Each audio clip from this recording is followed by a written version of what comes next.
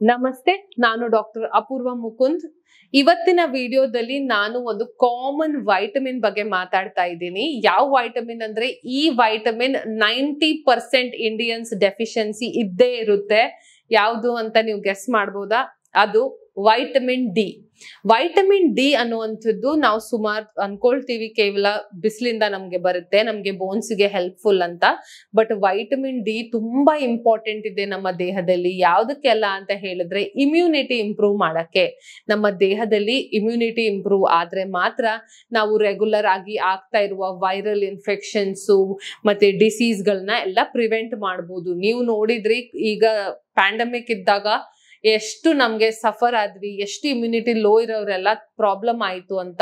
ಸುಮಾರು ಜನಕ್ಕೆ vitamin D deficiency ಇತ್ತು. ವೈಟಮಿನ್ ಡಿ ಅದು ರಿಸರ್ಚ್ ಕೂಡ ಪಬ್ಲಿಷ್ ಆಗಿದೆ. ವೈಟಮಿನ್ ಡಿ ಜಾಸ್ತಿ ಇರೋರಿಗೆ, ನಾರ್ಮಲ್ ಆಗಿರೋರಿಗೆ ಈ ವೈರಲ್ ಡಿಸೀಸ್ ನ ಅಫೆಕ್ಟ್ ಆಗೋದು ಕಡಿಮೆ ಅಂತ ರಿಸರ್ಚ್ ಕೂಡ ಪ್ರೂವ್ ಮಾಡಿದೆ.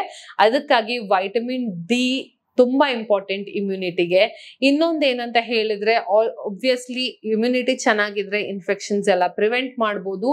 ಅದರಿಂದ ರಿಕವರಿ ಕೂಡ ತುಂಬಾ ಬೇಗ ಆಗ್ಬೋದು. ನಿಮ್ಗೆ ಏನಾದ್ರೂ ಕಾಯಿಲೆ ಆಯ್ತು, ಇನ್ಫೆಕ್ಷನ್ ಆಯ್ತು ಅಂದ್ರೂ ಕೂಡ ಅದರಿಂದ ರಿಕವರಿ ಆಗ್ಬೇಕು ಅಂದ್ರೆ ಕೂಡ ವೈಟಮಿನ್ ಡಿ ತುಂಬಾ ಇಂಪಾರ್ಟೆಂಟ್. ಅದ್ರ ಜೊತೆಗೆ ಈ ಲಂಗ್ ಪ್ರಾಬ್ಲಮ್ಸ್ ಇರುತ್ತೆ, ಕಫ್ ಕೋಲ್ಡ್ ಇದೆಲ್ಲ ಕಾಮನ್ ಆಗಿ ಆಗೋದನ್ನೆಲ್ಲ ನೀವು ಪ್ರಿವೆಂಟ್ ಮಾಡ್ಬೋದು. ಆಮೇಲೆ ಹೇರ್ ಗ್ರೋತ್ಗೂ ಕೂಡ ವೈಟಮಿನ್ ಡಿ ತುಂಬಾ ಮುಖ್ಯ. ಹೇರ್ ಗ್ರೋತ್ ಚೆನ್ನಾಗಾಗತ್ತೆ. ಇನ್ನೊಂದೇನಂದ್ರೆ ಕಾಮನ್ ಆಗಿ ನಿಮ್ಗೆ ಆಲ್ರೆಡಿ ಗೊತ್ತು, ನಮ್ಮ ಬೋನ್ಸ್ ಸ್ಟ್ರಾಂಗ್ ಇರ್ಬೇಕು ಅಂದ್ರೆ ನಮ್ಗೆ ವೈಟಮಿನ್ ಡಿ ಬೇಕು.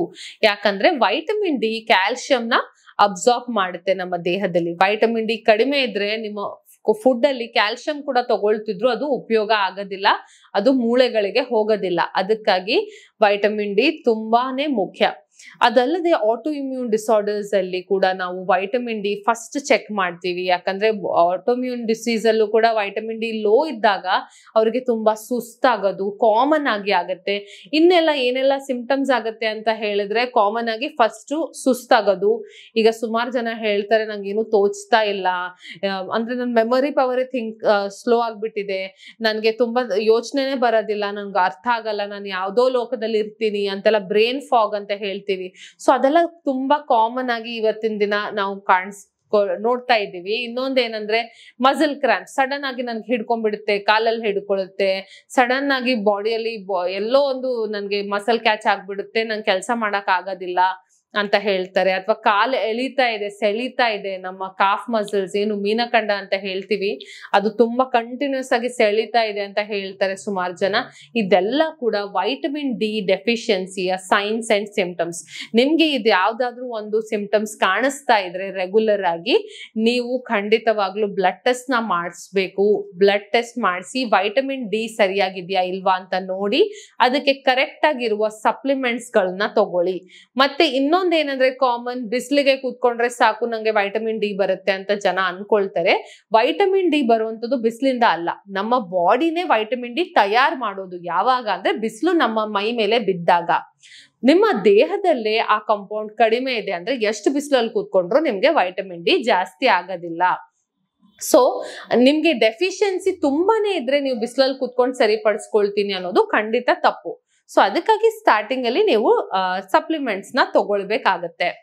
ಸೊ ಡೆಫಿನೆಟ್ ಆಗಿ ವಿಟಮಿನ್ ಡಿ ಪ್ರತಿದಿನ ನೀವು ಬಿಸಿಲಿಗೆ ಕೂತ್ಕೊಂಡ್ರೆ ಡೆಫಿನೆಟ್ ಆಗಿ ಇಂಪ್ರೂವ್ ಆಗುತ್ತೆ. ಬಟ್ ಡೆಫಿಷಿಯನ್ಸಿ ಇದ್ದವರಿಗಲ್ಲ, ರೆಗ್ಯುಲರ್ ಆಗಿ ಪ್ರತಿಯೊಬ್ರು ಕೂಡ ಬಿಸಿಲಲ್ಲಿ ಕೂತ್ಕೊಳ್ಬೇಕು ನಮ್ಮ ವೈಟಮಿನ್ ಡಿ ಕರೆಕ್ಟ್ ಇರೋದಕ್ಕೆ.